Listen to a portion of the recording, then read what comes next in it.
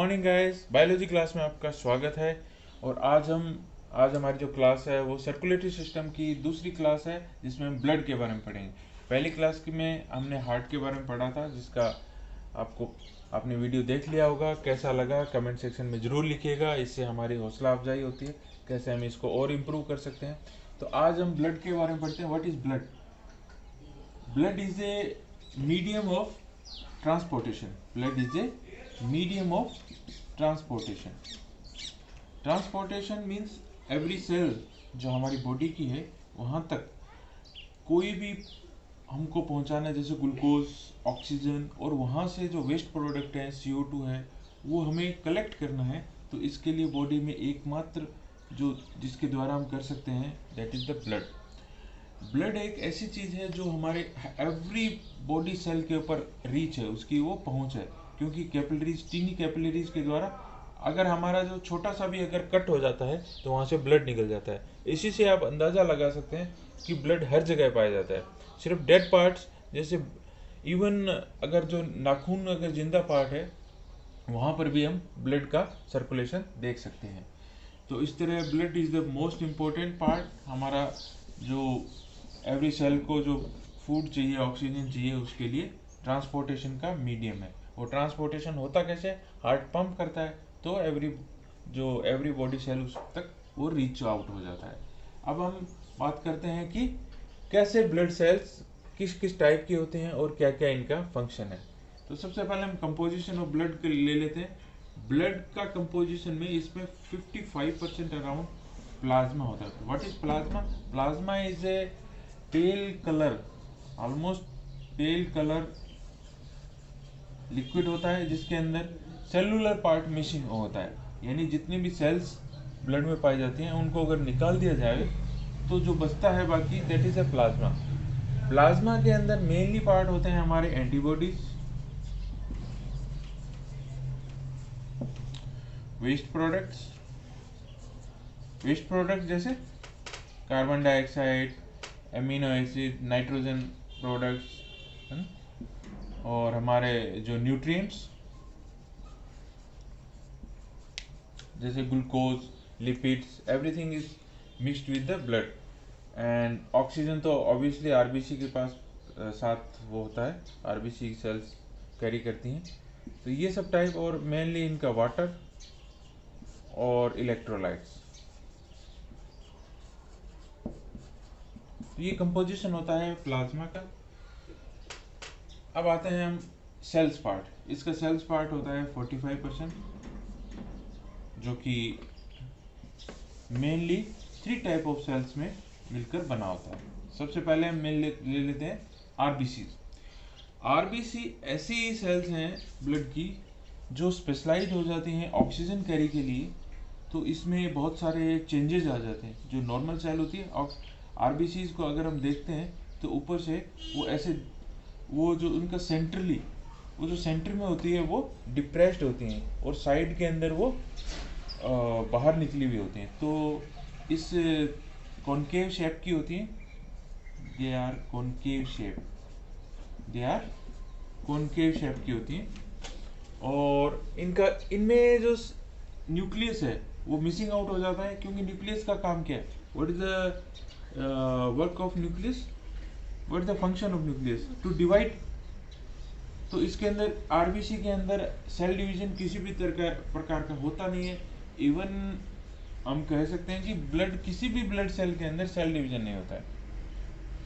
तो हम जानते हैं कि आरबीसी के अंदर तो न्यूक्लियस का काम नहीं है, तो इसके अंदर बेसिकली न्यूक्लियस ही आउट हो जाता है। क्योंकि हीमोग्लोबिन जो पार्ट होता है, हीमोग्लोबिन हमारा इसमें मेन पार्ट होता है हीमोग्लोबिन,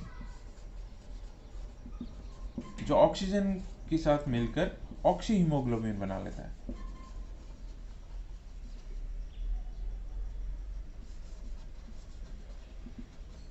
तो इसको ज्यादा जगह देने के लिए जो न्यूक्लियस है उसी को रिड्यूस कर दिया जाता है, उसी को हटा दिया जाता है, ताकि जो आरबीसी है वो ज्यादा से ज्यादा ऑक्सीजन कैरी कर सके। तो ऑक्सी हीमोग्लोबिन O2 जब मिक्स हो जाती है तो इसका जो कलर होता है वो ब्राइट रेड हो जाता है।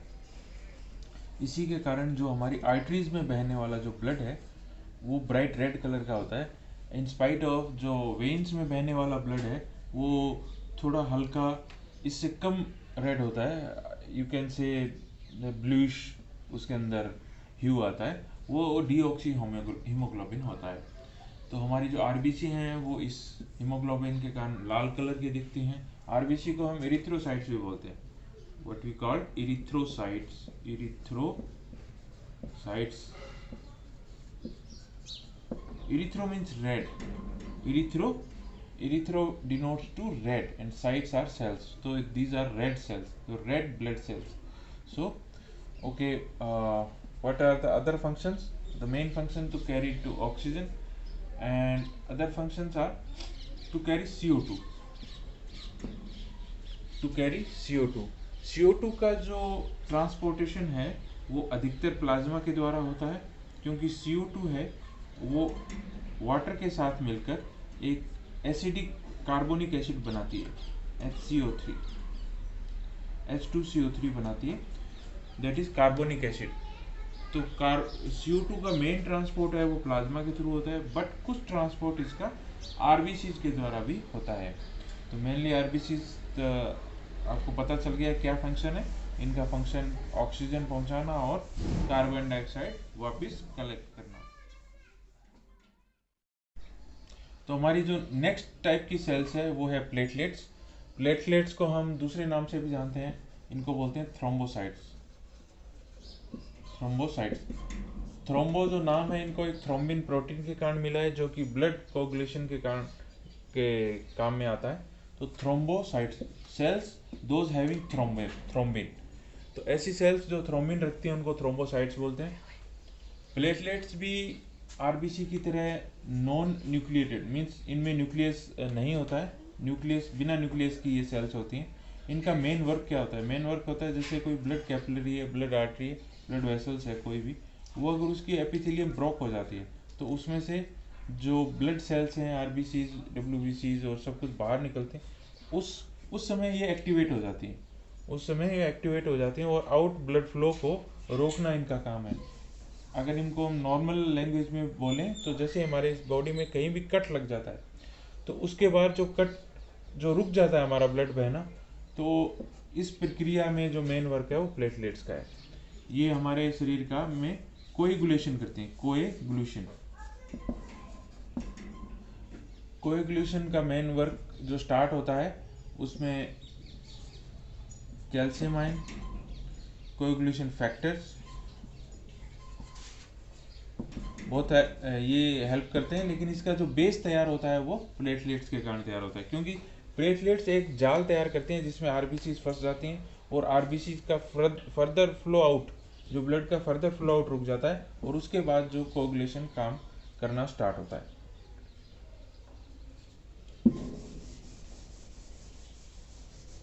हमारी जो थर्ड इंपॉर्टेंट टाइप की सेल्स ब्लड में पाई जाती हैं वो है डब्ल्यूबीसी।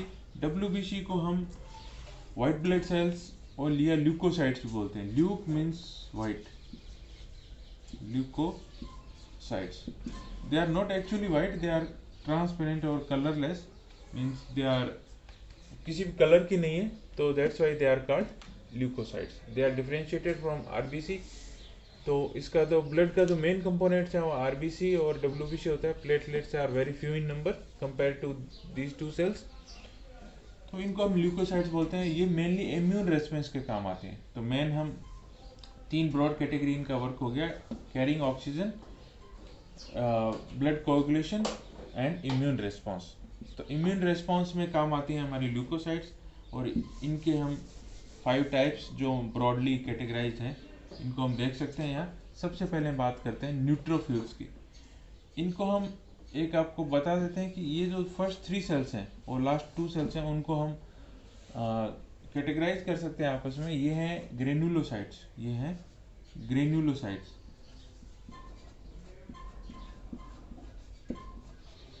मीन्स इनका जो सेल प्लाज्मा है, जो सेल है उनके अंदर ग्रेन्यूल्स पाए जाते हैं, और ये हैं एग्रेनुलोसाइट्स।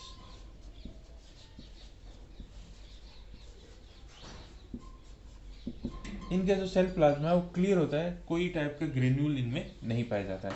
दूसरा इसमें डिफरेंस है कि ये तीनों सेल्स जो हैं इनका जो न्यूक्लियस है वो पॉलीमॉर्फिज्म आपको प्रोड्यूस मतलब दिखाई देता है, पॉलीमॉर्फिज्म होती है इसमें, क्योंकि इनका जो न्यूक्लियस है वो सिंगल इस तरह गोल एक न्यूक्लियस नहीं रहता है।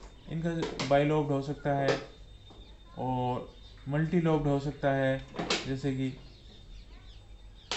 इस तरह का न्यूक्लियस होता है, मतलब पॉलीमॉर्फिज्म इसमें न्यूक्लियस में भी पाई जाती है। तो ये इनकी स्पेशलिटी है, इनके आधार पर हम इनको कैटेगराइज कर सकते हैं। तो अब हम सबसे पहले बात कर लेते हैं न्यूट्रोफाइल्स की। इनका नाम न्यूट्रोफिल्स कैसे पड़ा? जब हम इसको स्टेन करते हैं, जो ब्लड सेल्स को हम स्टेन करते हैं, तो जो न्यूट्रोफिल्स हैं वो कोई टाइप का कलर स्टेन नहीं लेती हैं, यानी ना एसिडिक लेती हैं ना बेसिक लेती हैं, तो इनका नाम पड़ा इसलिए न्यूट्रोफिल्स। इनका कोई फंक्शन का न्यूट्रोफिल्स से इनका जो नाम का है फंक्शन से कोई रिलेशन नहीं। इनका मेन फंक्शन है इनगल्फिंग या फैगोसाइटोसिस।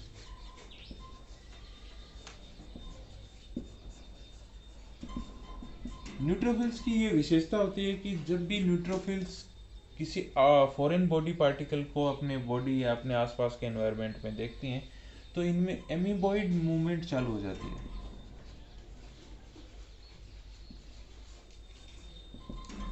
एमीबॉइड मूवमेंट, जैसे अमीबा यूनिसेलुलर ऑर्गेनिज्म है, वैसे ही न्यूट्रोफिल बिहेव करती हैं। किसी भी चीज़ को कोई भी सामने, जैसे सपोज करो ये बैक्टीरिया है, तो न्यूट्रोफिल्स यहाँ जाएगा और अपने स्यूडोपोडिया बना लेगा इस तरह, और इसको इनगल्फ कर देगा और फिर इसको डिस्ट्रॉय कर देगा। तो इस प्रकार का जो काम है वो न्यूट्रोफिल्स करती हैं। ये हमारे जो इन्नेट दो टाइप का हमारा इम्यून सिस्टम है, इन्नेट और एडेप्टिव। तो इन्नेट इम्यून सिस्टम का ये मेन पार्ट है। और सबसे बड़ी बात है कि WBC का 55% यानी सबसे मेजर पोर्शन इज न्यूट्रोफिल्स, सबसे ज़्यादा ये सेल्स पाई जाती हैं। और इनका प्रोडक्शन आपको पता है कहाँ होता है? बोन मेरो में। सभी तीनों टाइप की सेल्स जो होती हैं वो बोन मेरो, जो हमारी ह्यूमरस, स्कैपुला आदि बिग बोन्स होती हैं, उनकी जो कैविटी होती है उनको बोन मेरो, वहाँ पर बोन मेरो होती है, तो वहीं पर इन ब्लड सेल्स का प्रोडक्शन चालू रहता है। तो न्यूट्रोफिल्स बता दी हमने। अगले नेक्स्ट इज इओसिनोफिल्स।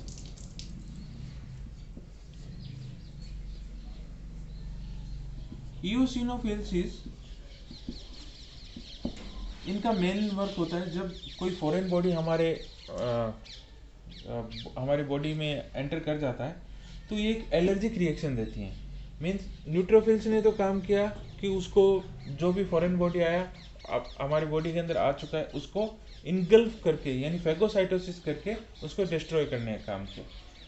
इओसिनोफिल्स ने जैसे ही फॉरेन बॉडी आया, वो हमें पता लगा कि हमारी बॉडी का पार्ट नहीं है, तो उसके खिलाफ एक एलर्जिक रिएक्शन स्टार्ट करती हैं।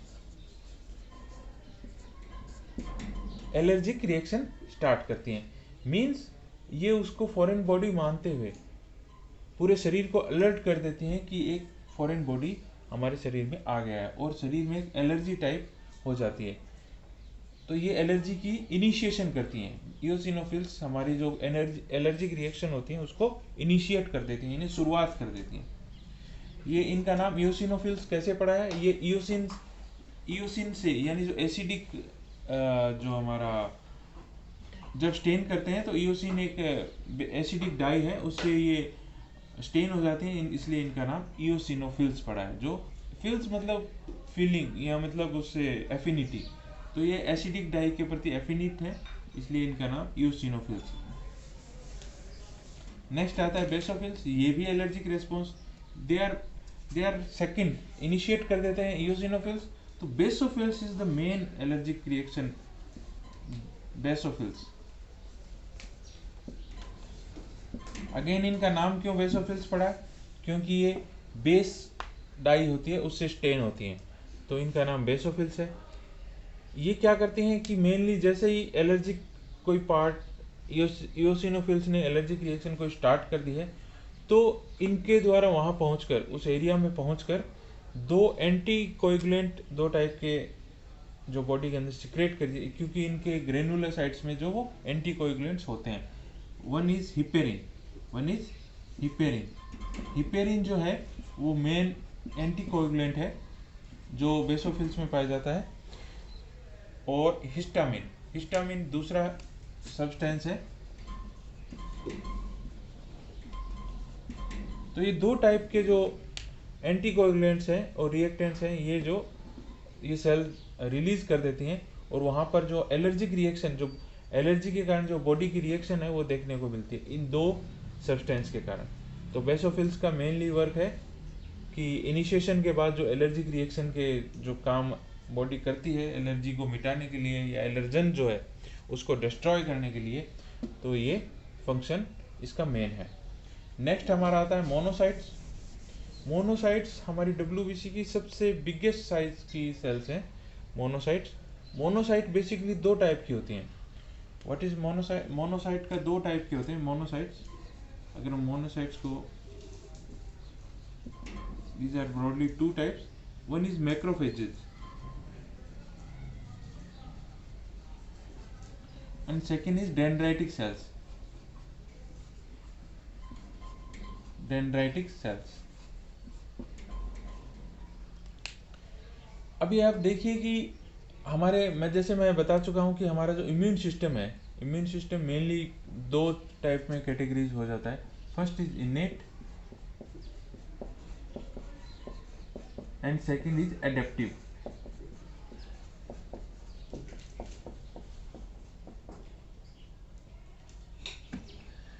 तो हमारी जो फर्स्ट थ्री सेल्स हैं, न्यूट्रोफिल्स, इओसिनोफिल्स एंड बेसोफिल्स, ये सब इनेट इम्यून सिस्टम का पार्ट है।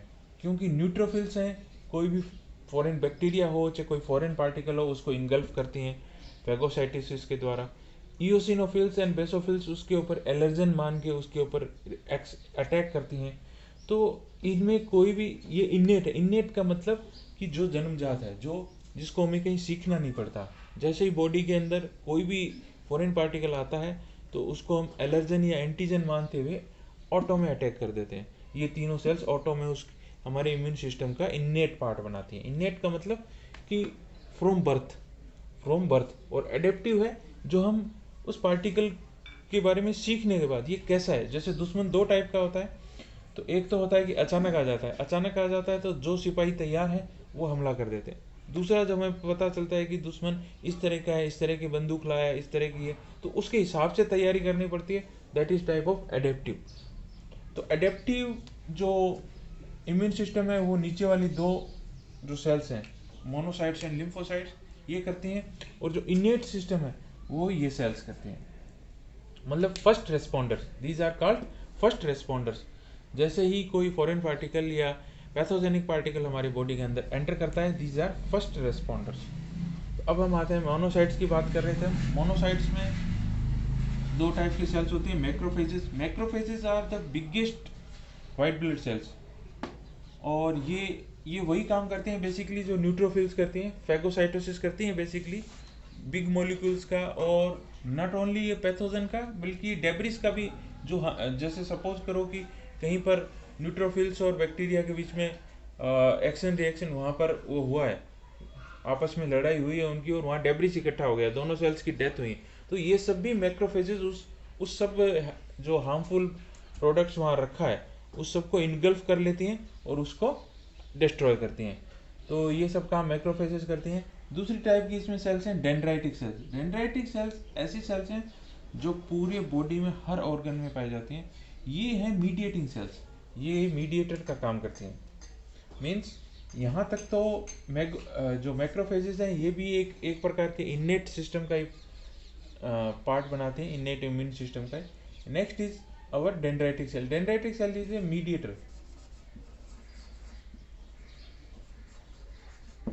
Means ये innate सिस्टम और जो एडेप्टिव सिस्टम है इम्यूनिटी का, उसको आपस में लिंक करते हैं। ये कनेक्टिंग लिंक का काम करते हैं, क्योंकि जो डेंड्राइटिक सेल्स हैं वो एंटीजन को रिप्रेजेंट करती हैं। जो हमारी एंटीबॉडीज बनाने वाली सेल्स हैं, मेनली बी लिम्फोसाइट्स, लिम्फोसाइट्स के बारे में मैं अभी बताऊंगा। तो उसके अंदर जो एक बी लिम्फोसाइट्स होती हैं वो एंटीबॉडीज बनाती हैं, उनको वो रिप्रेजेंट कर देती हैं कि भैया ऐसा दुश्मन है और तुम्हें इस प्रकार की एंटीबॉडीज बनानी है। तो these are mainly mediator cells. ठीक है, तो अब आप इम्यून सिस्टम मोटा मोटी समझ गए होंगे कि इम्यून सिस्टम में हम 3 टाइप की जो सेल्स होती हैं वो इन्नेट होती हैं और 2 टाइप की होती हैं एडेप्टिव। इन्नेट मतलब कि कैसा भी पैथोजन आए बिना उसकी पहचान किए, बिना उसको उसकी हार्मफुल कितना है, किस टाइप का है, उससे जस्ट उसके खिलाफ एक्शन ले लेती हैं। और दूसरी टाइप की एडेप्टिव, एडेप्टिव उसमें दुश्मन की पहचान की जाती है, पैथोजन की पहचान की जाती है और उसके बाद उसके खिलाफ एक्शन लिया जाता है, यानी उससे स्ट्रगल किया जाता है या उसके खिलाफ बॉडी जो सेल्स हैं वो एक्शन लेती हैं। तो अब हम आते हैं लास्ट टाइप की सेल्स यानी लिम्फोसाइट्स। तो लिम्फोसाइट्स 3 टाइप्स की होती हैं mainly. There are 3 types of lymphocytes. First is NK cells or natural killer cells. Second is B lymphocytes and third is T lymphocytes. अब इसके अंदर जो नेचुरल किलर सेल्स हैं, natural killer cells also do the same work as a neutrophils and macrophages. Natural killer cells भी उसको पहचानने का काम नहीं करती कि वो किस टाइप का पैथोजन है या किस टाइप का फॉरेन पार्टिकल है, वो जस्ट इनगल्फिंग और जस्ट किल। ये नेचुरल किलर सेल की लेकिन ये विशेषता है कि ये इसमें एक स्पेशलिटी पाई जाती है कि मैक्रोफेजेस और न्यूट्रोफिल्स जो हैं वो सिर्फ बैक्टीरिया, पैथोजन या इसी टाइप की सेल्स को मार सकते हैं या फिर जो डेब्रिस या डेड सेल्स इकट्ठी हैं। लेकिन नेचुरल किलर सेल्स जो एबनॉर्मल न्यूप्लाज्म जैसे कैंसर सेल्स, तो कैंसर सेल्स को भी नेचुरल किलर सेल्स मार देती हैं क्योंकि वो पहचानती हैं कि वो हमारे बॉडी के जो इकोसिस्टम है, होम्योस्टेसिस है, उसका वो पार्ट नहीं है। जो एबनॉर्मल सेल बन जाती हैं उनको भी नेचुरल किलर सेल, ये बहुत इंपॉर्टेंट है हमारी इम्यूनिटी का, क्योंकि ये जो इनिशियल एबनॉर्मल जो सेल बन जाती हैं उनको ये मार देती हैं। इनका इसलिए नाम है नेचुरल किलर। इनका काम है किल करना है। ये जीवित सेल को भी पकड़ के किल कर सकती हैं फॉरेन पार्टिकल के अलावा। तो आप समझ गए होंगे कि न्यूट्रोफिल्स, मैक्रोफेजेस, नेचुरल किलर्स है। अब हम आते हैं इनके जो एडेप्टिव इम्यून सिस्टम है, इसका मेन पार्ट जो रोल इनका है वो है बी लिम्फोसाइट और टी लिम्फोसाइट। बी लिम्फोसाइट क्या करती है? बी लिम्फोसाइट के सामने प्रेजेंटेशन देती हैं कौन कौन? डेंड्राइटिक सेल्स और नेचुरल किलर सेल्स, न्यूट्रोफाइल्स, जो भी इनको बैक्टीरिया को या एंटीजन को, पैथोजन को जो मारती हैं वो प्रेजेंटेशन दे देती हैं कि ऐसा ऐसा दुश्मन है। इस प्रेजेंटेशन किसको देती हैं? ये प्रेजेंटेशन देती हैं बी लिम्फोसाइट को। प्रेजेंटेशन मीन्स उनका जो एक पहचान का मॉलिक्यूल है कि इस पहचान कैसे करते हैं पैथोजन की पहचान, उनमें एक पहचान का तरीका है कि किस प्रकार से कोई एक मॉलिक्यूल है जिससे हम पता चलाते हैं कि वो पैथोजन है, वो हमारी बॉडी का पार्ट नहीं है, वो एक एंटीजन है। तो वो पहचान वाला जो चिन्ह है वो बी लिम्फोसाइट को बता दिया जाता है। तो बी लिम्फोसाइट उसके हिसाब से एंटीबॉडीज बनाती हैं। एंटीबॉडीज क्या है? Antibodies are immunoglobins. एंटीबॉडीज क्या है? एंटीबॉडीज हैं इम्यूनोग्लोबिन्स। इम्यूनोग्लोबिन्स, इनको हम शॉर्ट में IG बोलते हैं। IG immunoglobins. ये मेनली बता देता हूँ आपको 5 टाइप्स की होती हैं। इस पर हम एक अगेन न्यू वीडियो बनाएंगे जिसमें आपको एकदम एलोबरेट टाइप से बताएंगे कि क्या क्या इनका फंक्शन होता है सभी इम्यूनोग्लोबिन्स का। लेकिन मैं यहाँ ब्रॉडली लिख देता हूँ कि कितने टाइप, क्या क्या इनका मतलब ये होती हैं। IgM ये सबसे बिगेस्ट होती है। IgG ये सबसे ज़्यादा पाई जाती है, मतलब फर्स्ट सबसे ज़्यादा अगर एंटीबॉडीज बनती है तो सबसे ज़्यादा इसका परसेंटेज होता है IgG का। इसके अलावा A, D और E भी रहती हैं। E जो वर्क करती हैं वो करती हैं जो एलर्जिक रिएक्शंस हैं, और जो A हैं वो जो मदर मिल्क, जो स्वीट है ना, इनको भी क्रॉस कर सकती हैं, यानी बैरियर्स को क्रॉस कर सकती हैं, स्पेशलिटी होती है। तो इस प्रकार से ये 5 टाइप्स की जो इम्यूनोग्लोबिन्स होती हैं या एंटीबॉडीज होती हैं प्रोड्यूस करती हैं। What is T lymphocytes? T lymphocytes इन जब ये सब सपोज करो कि जो इन्फेक्शन था, जो पैथोजन के कारण इन्फेक्शन था वो अब ख़त्म हो चुका है, लेकिन इन फ्यूचर यही पैथोजन अगर दोबारा आया तो ये जो प्रोसेस ये नहीं करना पड़ेगा। क्यों? कि क्या प्रोसेस किया न्यूट्रोफिल में? जैसे सपोज करो कि ये एक पैथोजन है, ये एक पैथोजन है, इसको न्यूट्रोफिल्स या मैक्रोफेजेस पकड़ के मारती हैं या नेचुरल किलर सेल पकड़ के मारने के बाद इनको प्रेजेंटेशन करती है। इनका जो स्पेशली इनमें जो मॉलिक्यूल होता है वो मॉलिक्यूल को बी लिम्फोसाइट के सामने प्रेजेंट करती हैं, इसको प्रेजेंटेशन बोलते हैं। दूसरे केसेस में डेंड्राइटिक सेल इन पैथोजेंस को प्रेजेंट करती हैं। तो ये प्रेजेंट करने के बाद बी लिम्फोसाइट इनके बारे में इनको रिकग्नाइज करता है कि ये इस टाइप के पैथोजन है और इनके अगेंस्ट में इस टाइप की एंटीबॉडीज हमें बनानी पड़ेंगी। तो ये सब जो वर्क है, ये सब वर्क से बचने के लिए टी लिम्फोसाइट क्या करते हैं कि फ्यूचर इन्फेक्शन अगर रिपीट होता है सेम पैथोजन का, तो इनकी जो memory cell, T lymphocyte is called memory cells, ये मेनली मेमोरी सेल काम करती हैं। ये मेनली मेमोरी सेल बोलते हैं इनको, क्योंकि ये मेमोराइज करती हैं कि किस टाइप का पैथोजन था और अगेन री इन्फेक्शन होता है तो ये उसके खिलाफ ये झट से एक्शन ले लेती हैं, क्योंकि ये बी लिम्फोसाइट को एक्टिवेट कर देती हैं कि सेम टाइप का जो पैथोजन है आ चुका है और बी लिम्फोसाइट इमीडिएटली एंटीबॉडीज बनाने लग जाती हैं।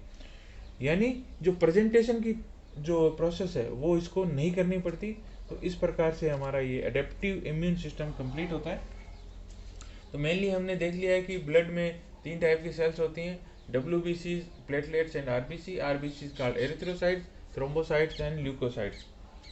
ल्यूकोसाइट्स इम्यून रेस्पॉन्स करती हैं और इम्यून जब पैथोजेंस आते हैं और इम्यूनिटी हमारी डाउन हो जाती है और कैसे हम बीमार पड़ जाते हैं, फिर हम कैसे इन्फेक्शन फ्री हो जाते हैं इनके एक्शन के द्वारा, वो भी हमने देख लिया है। तो अब हम नेक्स्ट वीडियो जो बनाएंगे वो सर्कुलेटरी सिस्टम का पार्ट 3 होगा, उसको भी आप ज़रूर देखिए। उसके अंदर हम ब्लड वेसल्स, वेन्स, इनके बारे में बताएंगे, क्योंकि हमारा क्लोज सर्कुलेटरी सिस्टम है तो ब्लड वेसल्स और लिम्फोसाइट्स के लिम्फेटिक सिस्टम के बारे में बताएंगे। और हमारे वीडियो को लाइक कीजिए, सब्सक्राइब कीजिए, और कैसा लगा, क्या क्या आप इसमें और ज़्यादा चाहते हैं, और अगर कोई क्वेश्चंस हों किसी सेल्स के बारे में या इस वीडियो के बारे में तो आप कमेंट सेक्शन में ज़रूर लिख सकते हैं। Thank you.